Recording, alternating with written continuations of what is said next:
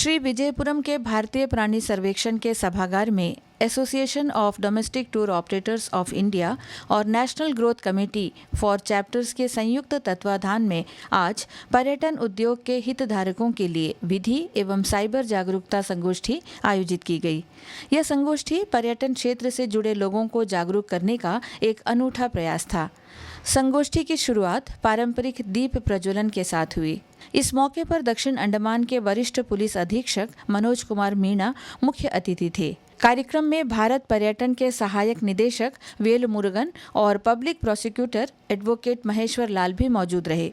Association of domestic tour operators of India के संयुक्त सचिव सैकत विश्वास ने उपस्थित लोगों को संबोधित करते हुए इस संगोष्ठी के उद्देश्य पर प्रकाश डाला।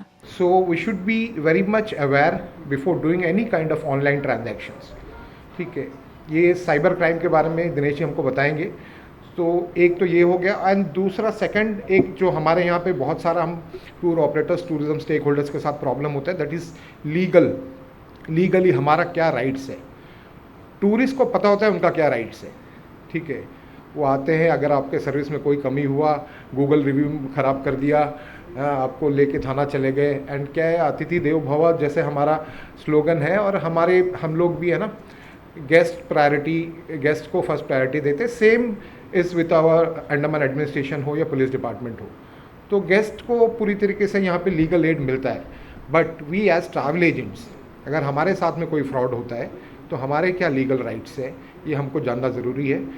Association of domestic tour operators of India के अध्यक्ष एम विनोद ने कार्यक्रम में उपस्थित सभी अतिथियों और हितधारकों का स्वागत किया। 16 चैप्टर है, 14वां चैप्टर अंडमान निकोबार था सर इसका, जिसको मैं लीड करता हूँ। हम यहाँ से 27 मेंबर हैं, और डोमेस्टिक टूर ऑपरेटर्स का सबसे बड़ा प्लेटफॉर्म है ये। मार्केटिंग, उनकी जो समस्या है, उनको मिनिस्ट्री में रजिस्ट्रेशन करना, निरंतर ये संपर्क में रहते हैं डोमेस्टिक टूर ऑपरेटर्स के साथ। तो हमने भी जनवरी 10 को अंडमान में लॉन्च किया इसको, और उसके बाद हम निरंतर कुछ कार्यक्रम करते रहे। आज जो नीड ऑफ द आवर है साइबर क्राइम को लेके, हम चाहते थे कि अभी ऑफ सीज़न भी है और हमारे लोगों को इसकी जागरूकता हो, इसके लिए हमने आज फाउंडेशन डे में इस कार्यक्रम को रखा। साथ ही साथ सर, हम Andaman association of tour operators Andaman में सबसे पुराना और सबसे बड़ा ऑर्गेनाइजेशन है। 2005 में इसका गठन हुआ सर, 18 लोगों से। आज हम 150 प्लस है, और 20 साल हमने अभी हाल ही में कंप्लीट किया अपना एसोसिएशन का। उसके भी हम तमाम जो लोग यहाँ बैठे हैं मेंबर्स के आशीर्वाद से, उसको भी मैं लीड करता हूँ। और हम हमेशा कोशिश करते हैं सर, प्रशासन के साथ, पुलिस के साथ, मिनिस्ट्री के साथ मिलकर टूरिज़्म स्टेक होल्डर्स का वेलफेयर के लिए, टूरिस्ट को अच्छा फैसिलिटी मिले, इसके लिए हम निरंतर काम करते हैं। और आपको आश्वासन दिलाते हैं कि आगे भी हम अंडमान के जितने टूरिज़्म स्टेक होल्डर्स हैं, हम टूरिस्ट को बेहतर से बेहतर सुविधा देने के लिए काम करेंगे, और स्टेक होल्डर्स के हित के लिए भी हम काम करेंगे। तो मैं पुनः एक बार फिर ADTOI और AATO की तरफ से। मुख्य अतिथि वरिष्ठ पुलिस अधीक्षक मनोज कुमार मीणा ने साइबर अपराध और इसके पर्यटन उद्योग, विशेषकर टूर ऑपरेटर्स पर पड़ने वाले प्रभाव पर प्रकाश डाला। उन्होंने बताया कि डिजिटल युग में साइबर अपराधों से बचाव के लिए जागरूकता और सतर्कता कितनी आवश्यक है। जो आज का टॉपिक है, legal and cyber awareness, in general इस पे आजकल काफ़ी चर्चाएं होती रहती है। भाई साइबर अपराध हो रहा है, ये हो रहा है, वो हो रहा है, एंड इंटरनेट के माध्यम से ठगी हो रही है और ये सब हो रहा है। ये बहुत कॉमन है, और मुझे नहीं लगता शायद इस कॉन्फ्रेंस हॉल में कोई भी ऐसा आदमी होगा जिसने ईदर इस चीज़ के बारे में सुना नहीं होगा, या मतलब उसके मोबाइल पे कोई मैसेज नहीं आया होगा, या इस तरीके की किसी समस्या से जूझा नहीं होगा। ये आज की तारीख में हमारी ज़िंदगी में एक न्यूसेंस बन चुका है कि भाई साइबर क्राइम और ये सारी चीज़ें हो रही हैं। तो बहुत ज़रूरी है कि हम क्या क्या काम कर सकते हैं जिससे हम इनसे सुरक्षित रहें। अब 2 चीज़ें हैं। एक तो होता है कि एक जनरल सिटीज़न की तरह हम कैसे सुरक्षित रह सकते हैं, वो तो भाई पूरे सब सिटीजन्स के लिए लागू होता है।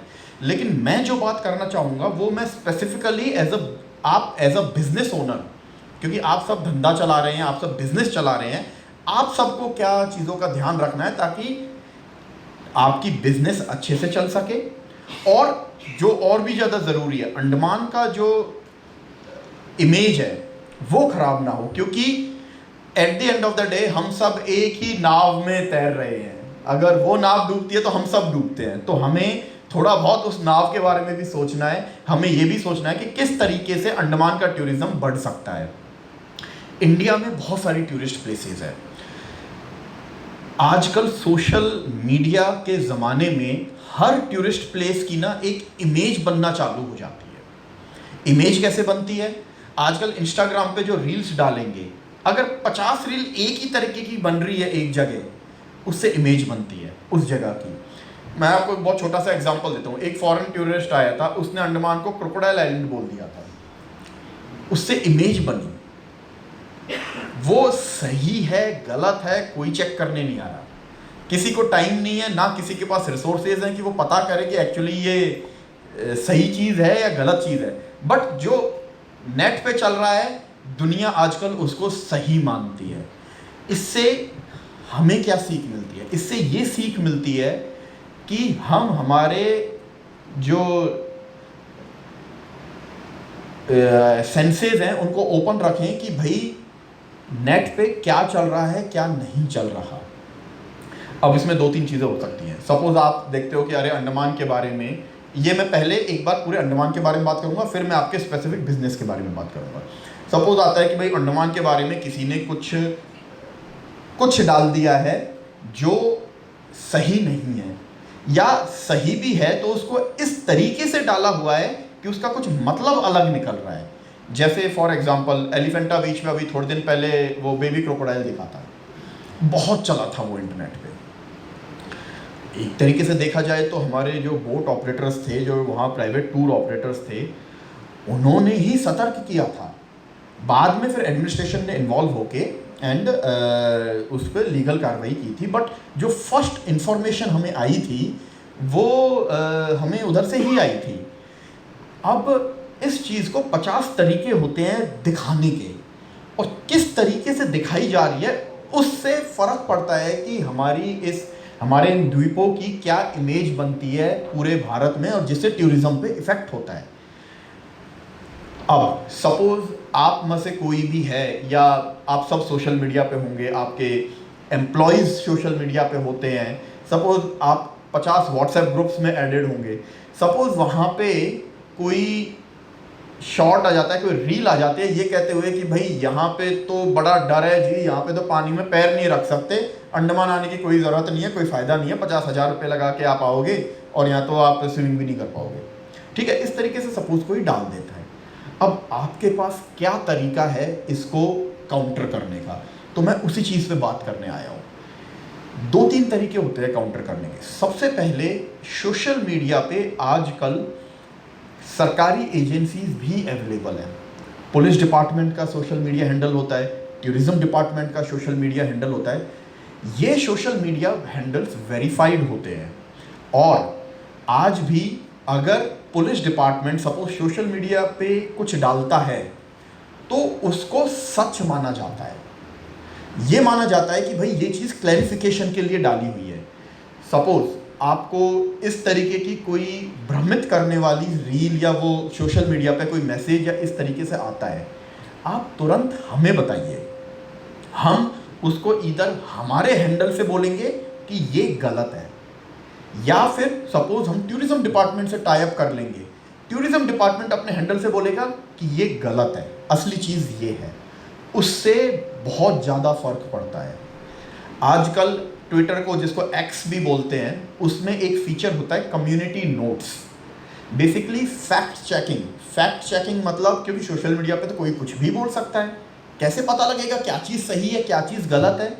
तो सरकारी एजेंसीज और कुछ प्राइवेट एजेंसीज भी हैं जो फैक्ट चेक करती हैं, मतलब कि क्या ये चीज़ सही है या गलत है। आपने देखा होगा कई बार वो आ जाएगा, उसके ऊपर एक थप्पा लगा देंगे फेक, और इस तरीके से आ जाता है।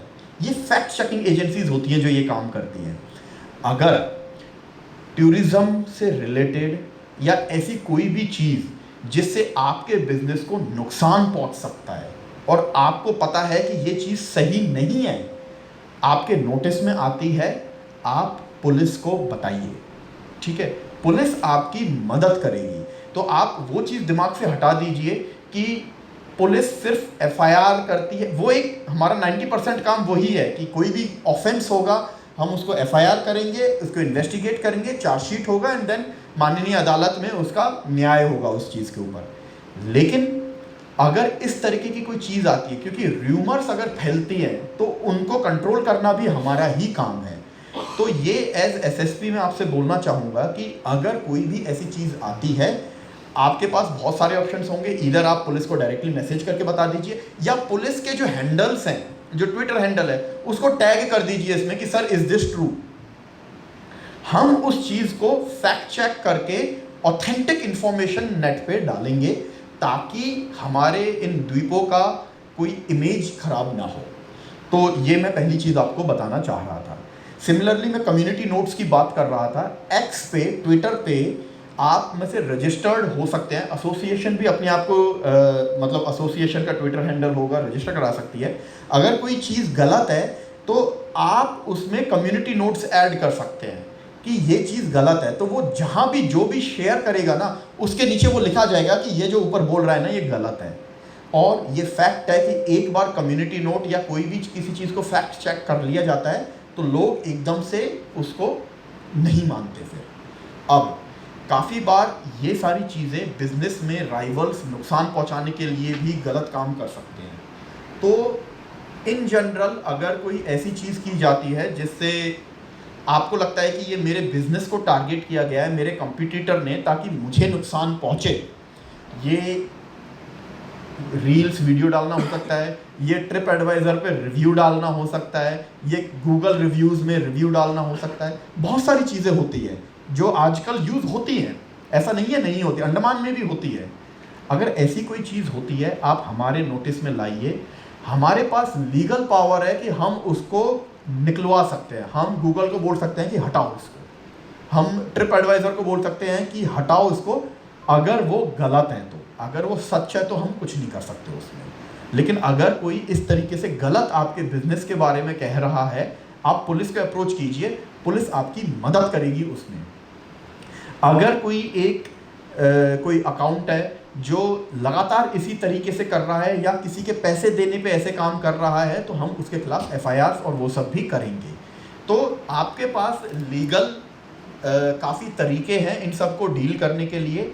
और रादर देन कि मैं आपको डिटेल में बताऊं क्या है क्या नहीं है, मैं सिर्फ आपको एक चीज़ बताना चाहूँगा। अगर आपको लग रहा है कि ये गलत हो रहा है, आप पुलिस के पास अप्रोच कीजिए। हम आपको बताएंगे कि भाई लॉ में क्या किया जा सकता है, क्या नहीं किया जा सकता, एंड जो भी हमसे मदद बनेगी हम आपकी मदद करेंगे। अब इसके साथ ही साथ मैं लास्ट चीज़ एक और चीज़ बोलना चाहूँगा, वो है हमें कस्टमर्स की कंप्लेंट भी आती है। काफ़ी कंप्लेंट्स आती है जिनमें कस्टमर बोलता है कि मैंने 30,000 रुपये का ये कराया था, उसमें 4 स्टार होटल था लेकिन रखा मेरे को 2 स्टार होटल में, बदले में मेरे को एलिफेंटा के 2 टिकट दे दिए कि चलो हमने आपको ये होटल कम हो गया तो राइड फ्री में करा देंगे, यहाँ वहाँ का वो करा देंगे। इस तरीके की चीज़ें आती हैं। इसमें मैं आपको एक ही चीज़ बताना चाहूँगा, हमारा नियम ये कहता है कि अगर आपने गलत मंशा से, अगर आपने गलत इरादे से किसी से पैसे लिए हैं और आपका मतलब मन ही था उसको ठगने का, उसको फ्रॉड करने का, उसको चीट करने का, और फिर आपने किया, तो वो चीटिंग के ऑफेंस में कवर होता है। हम उस पर एफआईआर दर्ज करेंगे और जो भी आगे लीगल कार्रवाई होती है वो करेंगे। या फिर कई बार कमर्शियल डिस्प्यूट्स एक ही तरीके से बहुत सारे लोगों से की जाती है, तो कई बार ऐसा भी होता है कि एक केस को हम देखेंगे तो लगेगा कि ये तो जनरल बिजनेस डिस्प्यूट भी हो सकता है। भाई लास्ट मिनट पे नहीं मिला उस होटल में तो उसने मेहनत करके दूसरे होटल में करा दिया, क्या गड़बड़ है। लेकिन जब देखेंगे ये तो हर किसी के साथ ऐसे ही कर रहा है, तो वो चीटिंग में कन्वर्ट हो जाता है। तो जो जेन्युइन बिजनेस चीज़ें हैं उनमें पुलिस का कोई लेना देना नहीं है। आप एक बिजनेस कर रहे हैं, आपके बिजनेस में 50 समस्याएं आती हैं, हम 51वीं समस्या पुलिस को इन्वॉल्व करके नहीं डालना चाहते हो उसमें। आपने जो बिजनेस में किया उसमें अगर आपका बिजनेस डिसीजंस की वजह से नुकसान हो जाता है, नफ़ा हो जाता है, आपको कोई आपने बोला कि मैं इनोवा गाड़ी प्रोवाइड कर दूंगा, लेकिन इनोवा आपका जेन्युइनली आप इनोवा ही प्रोवाइड करना चाह रहे थे लेकिन नहीं मिली, तो आपने अर्टिगा प्रोवाइड कर दी। अब इस चीज़ पे अगर कोई कंप्लेंट करता है तो हम उसको एंटरटेन नहीं करेंगे। तो ये जेन्युइन बिजनेस चीज़ें हैं, हो गई तो फिर इसमें क्या दिक्कत है। हाँ, अगर आपने बोला कि मैं 5,000 रुपये की कोई चीज़ प्रोवाइड करूंगा, आपने प्रोवाइड की 3,000 रुपये की, तो आपका फ़र्ज़ क्या बनता है, 2,000 रुपये आप वापस दे दो उसको। फिर वो ये नहीं कह सकता कि आपने मेरे साथ चीट किया है। फिर हम बोलेंगे कि भाई देखो, जो भी था उसने जितनी भी दी बाकी आपको वापस कर दी है ना। लेकिन अगर वो हो कि आप 3,000 रुपये की चीज़ें प्रोवाइड करो और आप 2,000 रुपये देने से मना कर दो कि नहीं मैं तो नहीं दूंगा, तो वो गलत है चीज़। क्योंकि आपने उनको प्रॉमिस किया था कि मैं 5,000 रुपये की चीज़ दूंगा, आप 3,000 रुपये की चीज़ दी और 2,000 रुपये वापस भी नहीं कर रहे हो, वो फिर चीटिंग की तरफ चले जाता है। तो मेरा आपसे यही सजेशन रहेगा कि जेन्युइन बिजनेस डिस्प्यूट्स में पुलिस बीच में नहीं पड़ेगी। अगर कोई पुलिस स्टेशन लेवल पे आपको लगता है कि इस तरीके का काम हो रहा है, आप मेरे नोटिस में लाइए, मैं एक्शन लूँगा उस पर। आप बिजनेस चलाइए, ईमानदारी से बिजनेस चलाइए, हम आपके सपोर्ट में हैं। लेकिन 1-2 ऑपरेटर्स अगर इस तरीके का काम करते हैं तो उससे पूरे अंडमान का नाम खराब होता है। हम जो लीगल एक्शन लेंगे वो तो लेंगे ही, वो एक अलग चीज़ है, लेकिन आपको भी उन पे एक सोशल प्रेशर डालना है कि यार तुम्हारी वजह से हम सबका नाम खराब होता है, तो वो ना होने दें। तो इसी तरीके की बहुत सारी चीज़ें हैं जो मैं मतलब बोलने को तो बहुत लंबा बोल सकता हूँ, लेकिन मैं आपसे 2-3 चीज़ें लास्ट में बोलूँगा। अगर आपको कोई भी समस्या है जिसमें आपको लगता है कि पुलिस आपकी मदद कर सकती है, तो हम आपकी मदद करने के लिए हाजिर हैं। बी, अगर कोई ऐसे कमर्शियल कंप्लेंट्स या ये आती हैं तो हम उसको प्रॉपर लॉ के हिसाब से देखेंगे, और जनरल बिजनेस डिस्प्यूट में हम नहीं पढ़ना चाहते, ना हमारे पास टाइम है ना हमारे पास मैंडेट है उस चीज़ का। मैं अगेन एक बड़ा अच्छा, मैंने एक साइबर पे मैं टॉक दे रहा था, तो एक साइबर एक्सपर्ट ने बड़ी अच्छी बात बोली थी। साइबर पे हमारी ज़्यादा बातें नहीं हुई, बट एक चीज़ बोलूँगा साइबर के बारे में। हम सब दुकान चलाते हैं, ऑफिस चलाते हैं, रात में हम जब घर जाते हैं तो उसको लॉक करके जाते हैं। आपकी जो साइबर प्रेजेंस है ना, वो भी आपकी दुकान है।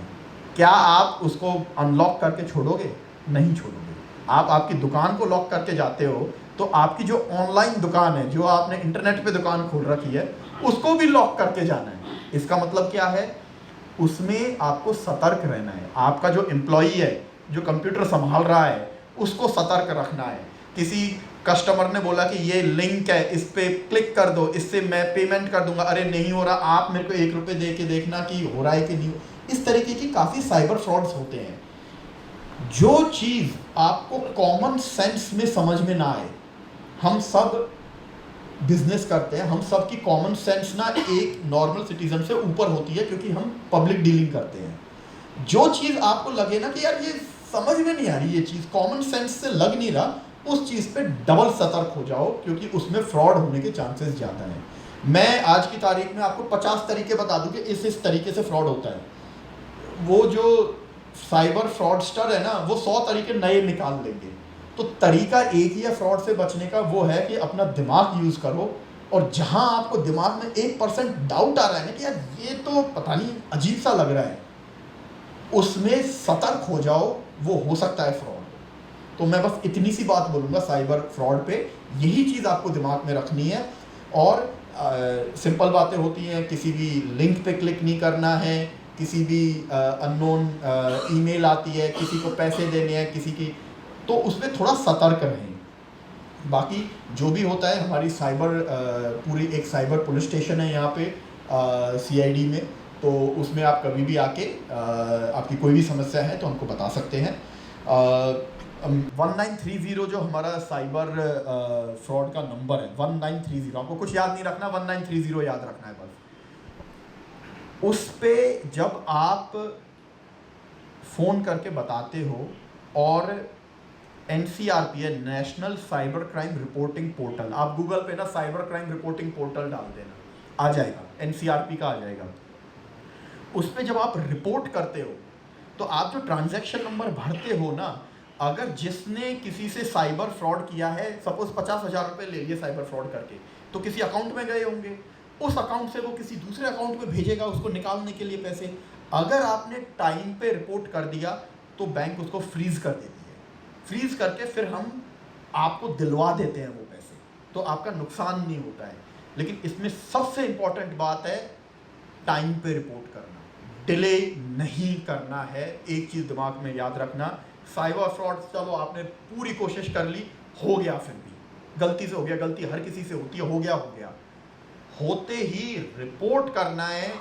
ज़्यादा मत सोचना कि मैं क्या करूं क्या नहीं, रिपोर्ट करना है। 1930 पे कॉल कर देना है बिना दिमाग लगाए, ठीक है।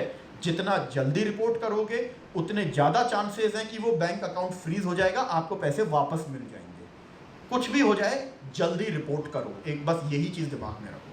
एडवोकेट महेश्वर लाल ने पर्यटन उद्योग से जुड़े कानूनी पहलुओं पर विस्तार से चर्चा की। उन्होंने उपलब्ध कानूनों और उनके अनुप्रयोग के बारे में जानकारी दी।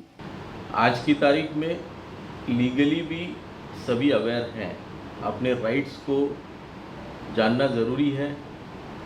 इंटरनेट पे सभी कुछ अवेलेबल है, चैट जीपीटी और ये सब में काफ़ी कुछ मिल जाता है मटेरियल्स। लेकिन मैं फिर भी कहूँगा कि when ever you face any legal problem, कुछ गलत लग रहा है, जैसे सर ने बताया, approach the police authority, approach a lawyer whenever you have felt something wrong has happened with you.